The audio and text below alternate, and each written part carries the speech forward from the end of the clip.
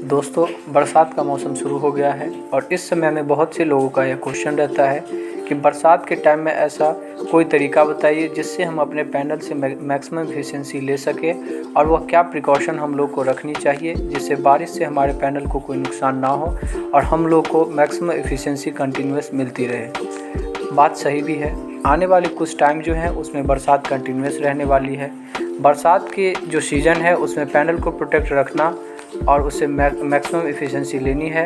तो फ्रेंड्स, इस वीडियो में मैं आपको कुछ ऐसे टिप्स बताने वाला हूं जिन टिप्स को अपनाकर आप बरसात के मौसम में इस क्लाउडी सीज़न में भी अपने पैनल से अच्छी एफिशिएंसी ले सकते हैं। बरसात के टाइम में क्या प्रिकॉशन रखनी चाहिए जिनसे आपका पैनल साफ़ रहे। तो दोस्तों, प्रणव सोलर लेकर आया है आपके लिए यह वीडियो। अगर आपको ये इन्फॉर्मेशन यूज़फुल लगती है तो वीडियो को लाइक करें और अगर आपने अभी तक हमारा चैनल सब्सक्राइब नहीं किया है तो ज़रूर करें। दोस्तों, बारिश का जो मौसम होता है वह पैनल के लिए एक सबसे अच्छा मौसम माना जाता है, क्योंकि बारिश के मौसम में पैनल के ऊपर पूरे साल की जमी हुई धूल होती है वह साफ़ हो जाती है। कई बार जो चिड़ियाँ होती है वो पैनल के ऊपर बीट कर देती है। हम लोग साफ़ सफाई के दौरान कई बार उतना ध्यान नहीं दे पाते हैं जिससे इसका असर पैनल की एफिशिएंसी पर पड़ता है। इसीलिए जो बरसात का मौसम होता है वह पैनल के लिए अच्छा माना जाता है। लेकिन हमारे वह यूज़र जो केवल पैनल के ऊपर बिजली के लिए निर्भर हैं उनके लिए काफ़ी दुविधा का समय होता है, क्योंकि बारिश के टाइम पर जो पैनल है वह केवल 5 से 10% ही एफिशिएंसी देते हैं। और अक्सर देखने में आता है कि बरसात के मौसम में सबसे ज़्यादा पैनल टूटने की जो शिकायतें होती हैं, जो समस्या होती है वो सबसे ज़्यादा मिलती है। मतलब जो सबसे ज़्यादा नुकसान होता है पैनल को वह भी बरसात के टाइम पर ही होता है। तो फ्रेंड्स, मेरी पहली सजेशन आपको यह है कि सबसे पहले बरसात के टाइम में अपने पैनल को प्रोटेक्ट रखें। जहां आपका पैनल लगा हुआ है, यानी कि बिल्डिंग के छत पर, अगर उस स्थान के आसपास कोई पेड़ है उसको बरसात के सीज़न आने से पहले ट्रिम करवा दीजिएगा, क्योंकि बरसात के टाइम पे क्या होता है कि जब तेज़ आंधी तूफान आती है तो टहनियाँ टूटने का खतरा होता है। अगर हमारा पैनल उसके नज़दीक में है तो वह पैनल को नुकसान पहुंचा सकते हैं, क्योंकि पेड़ की कुछ शाखाएं या सूखी डालियां कई बार तेज़ बरसात और आंधी तूफान में टूट जाते हैं। तो अगर पेड़ की मजबूत शाखाएं हमारे पैनल से टकराएंगी तो पैनल टूट सकता है और कई बार जो हमारी वायरिंग होती है उसमें अटक जाता है और ऐसे में हमारी वायरिंग टूट जाती है। कई बार यह भी देखा गया है कि यह पैनल के नीचे जंक्शन बॉक्स जो लगा होता है वह भी उखड़ जाता है। तो पहली चीज़ आपको यह देखना है कि अगर आपके पैनल के चारों तरफ किसी भी तरह के पेड़ हैं तो आप इनको थोड़ा सा ट्रिम करवा दीजिएगा। इससे पेड़ की टहनियों से जो पैनल टूटने का खतरा होता है वह कम हो जाता है। दूसरी चीज़ आपको यह ध्यान में रखनी चाहिए कि बारिश के मौसम आने से पहले एक बार आप अपने पैनल के जो स्ट्रक्चर आपके लगे हुए हैं और जो पैनल उससे जुड़ा हुआ है दोनों की नट बोल्ट चेक कर लें। कई बार क्या होता है कि नट बोल्ट आंधी तूफान की वजह से जो साल भर चलते रहते हैं लूज हो जाते हैं, और जब बारिश की मौसम में तेज़ हवाओं के साथ बारिश आती है या आंधी तूफान आते हैं, ऐसे में स्ट्रक्चर से पैनल निकल जाने की संभावना होती है और स्ट्रक्चर से पैनल निकलने के बाद पैनल ज़मीन से टकराकर टूट जाती है। कई बार यह भी देखा गया है कि जो स्ट्रक्चर होता है वो जिस भी ग्राउंड में माउंटेड होता है उससे नट बोल्ट लूज़ होने की वजह से पूरा का पूरा स्ट्रक्चर ही गिर जाता है, सारे पैनल जो है वो टूट जाते हैं। तो आपको इस बात का भी ध्यान ज़रूर रखना है और छत पर जाकर देखें कि आपका जो स्ट्रक्चर है क्या वो अच्छी तरह से माउंटेड है। तो कृपया एक बार नट बोल्ट चेक ज़रूर कर लें, पैनल की भी और स्ट्रक्चर की भी। टिप नंबर 3, दोस्तों, कई जगह इंडिया में यह भी होता है कि मोटे मोटे ओले पड़ते हैं। दोस्तों, नॉर्मली जो पैनल होते हैं वो ओले से नहीं टूटते हैं। हमारे कई सारे कस्टमर के ये क्वेश्चन रहते हैं, हमें कमेंट बॉक्स में लिखते रहते हैं कि हमारे यहाँ तो ओले पड़ते हैं तो क्या इससे मेरा पैनल टूट जाएगा। दोस्तों, जो हमारी कंपनी पैनल बनाती है वो 3.2 mm की मोटाई की होती है और इतनी मोटाई का जो भी पैनल है वो ओले से नहीं टूटता है। चलिए जानते हैं पैनल से आपको किस तरह अच्छी एफिशिएंसी मिलेगी।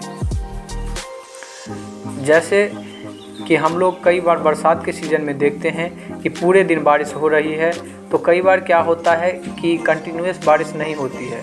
कुछ समय क्या होता है कि हम लोग देखते हैं कि बादल के किनारे पर सन आ जाता है।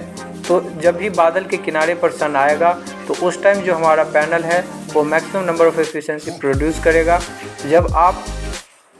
अब आप कैसे मैक्सिमम एफिशिएंसी ले सकते हैं, तो उस टाइम पर आपको अपनी बैटरी चार्ज करनी है, क्योंकि हमारे पास शॉर्ट अमाउंट ऑफ टाइम होता है। तो हो सकता है कि सन 10 मिनट के लिए प्रॉपर बादलों के किनारे पर आए, या काले बादल थोड़ी देर के लिए हट जाए, मौसम साफ़ हो जाए, या वाइट बादल हो जाए। जिस टाइम पर भी काले बादल हट जाएंगे या काले बादल के किनारों पे से सन लाइट आएगा, उस टाइम हमारा पैनल जो है वो मैक्सिमम परफॉर्मेंस देगा। दोस्तों, तो आपको करना यह है कि उस टाइम की जो भी हमारी एनर्जी है उसे स्टोर करनी है, उसे बिल्कुल भी वेस्ट नहीं करनी है। अगर हमारी बैटरी वीक है तो हम उस एनर्जी को उतना स्टोर नहीं कर पाएंगे।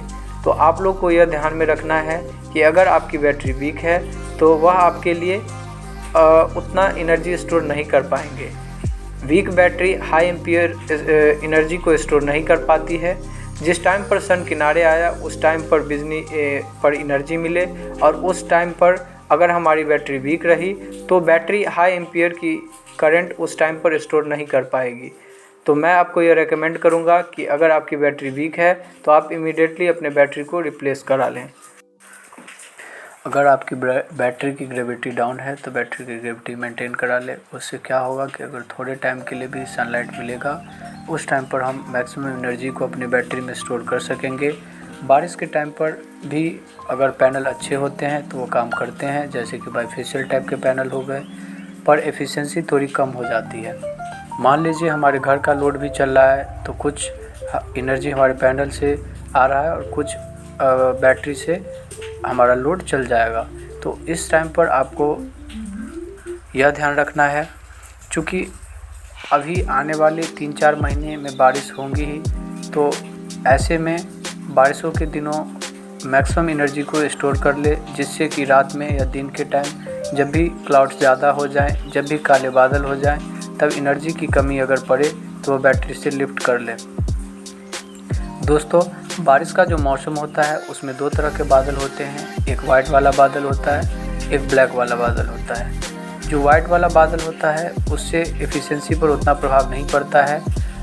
दोस्तों, पैनल में ऐसा नहीं है कि केवल ये डायरेक्ट सनलाइट से ही वर्क करते हैं, यह रिफ्लेक्टिव लाइट से भी वर्क करती है। जैसे कि बाईफेशियल पैनल आपने देखा है कि वह फ्रंट साइड से भी काम करती है और बैक साइड से भी काम करती है। अब नीचे की साइड में जो काम कर रहा है वो एल्बिडो लाइट से काम कर रहा है, और उसी तरह जब क्लाउड होता है तब जो हमारे वाइट वाले बादल होते हैं तो उसमें अगर डायरेक्ट सनलाइट नहीं भी मिल रही है तो कोई दिक्कत नहीं, क्लाउड से रिफ्लेक्ट होकर एल्बिडो लाइट मिल रहा है। तो अगर आपने हाई एफिशिएंसी के पैनल लिया हुआ है तो उस टाइम पर आपको पैनल से 52 to 60% की प्रोडक्शन देखने को मिल जाएगी। दोस्तों, आप लोग को करना यह है कि अगर आप लोगों ने ट्रेडिशन कन्वर्टर्स लगा रखे हैं और बीच में आपने पैनल को डायरेक्ट बैटरी में जोड़ रखा है, कंट्रोलर लगाया हुआ है, तो आप इस कंट्रोलर की जगह MPPT सोलर PCUs लगाएं, क्योंकि बारिश के मौसम में पैनल के अंदर जो वोल्टेज होता है वो कभी नहीं गिरता है।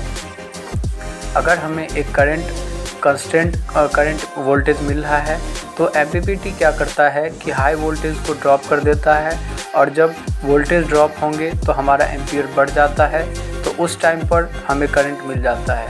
यहाँ पर मैं आपको एक चीज़ बता दूँ, MPPT चार्जर और MPPT PCU जो होती है उनकी वर्किंग देखने में एक जैसी होती है, और प्रैक्टिकली जब हम टेस्ट करेंगे तो पाएंगे कि MPPT PCUs बेटर परफॉर्म करती है as compare to MPPT PCU charge controllers के। तो अगर आपने इस तरह के कोई चार्जर कंट्रोलर लगाया हुआ है, जैसे कि PWM चार्ज कंट्रोलर लगाया हुआ है, तो आपको वोल्टेज तो मिलेगा पर एम्पियर नहीं मिलेगा, क्योंकि काले बादल से एम्पियर मिल नहीं रही है। तो वहाँ पर आप मैक्सिमम एफिशिएंसी इस तरह ले सकते हैं कि आप अपने कंट्रोलर को MPPT सोलर कंट्रोलर से रिप्लेस कर दें। उससे यह होगा कि वोल्टेज मिल जाएगा और जो एक्स्ट्रा वोल्टेज है वो ड्रॉप हो जाएगा और आपको करंट मिल जाएगा, जिससे आपके घर का काम जो है वो चल जाएगा। अब जैसे कि बारिश के मौसम में AC चलाने की ज़रूरत तो है नहीं, मौसम ऑलरेडी ठंडा हो जाता है, तो जितनी हमारी पैनल की प्रोडक्टिविटी कम होगी उतनी हमारे घर का लोड भी कम हो जाता है। बारिश के टाइम पर अगर आपने हाई एफिशिएंसी के अच्छे मॉड्यूल लगाया हुआ है तो आपको कोई ज़्यादा फ़र्क नहीं पड़ने वाला है, चाहे बारिश का मौसम हो या नॉर्मल मौसम हो। तो दोस्तों, अगर ये टिप्स आप लोग फॉलो करते हैं तो निश्चित रूप से आप लोगों की पैनल की एफिशिएंसी और प्रोडक्टिविटी बेहतर देखने को मिलेगी और आपको अपने पैनल से कतई डिसअपॉइंट होने की आवश्यकता नहीं पड़ेगी। तो फ्रेंड्स, मैं उम्मीद करता हूँ कि ये हमारी वीडियो आपको पसंद आई होगी। आप लोगों से रिक्वेस्ट है, अगर वीडियो पसंद आई है तो वीडियो को लाइक, शेयर, सब्सक्राइब ज़रूर करें। मिलते हैं अगले वीडियो में एक नए टॉपिक के साथ। धन्यवाद।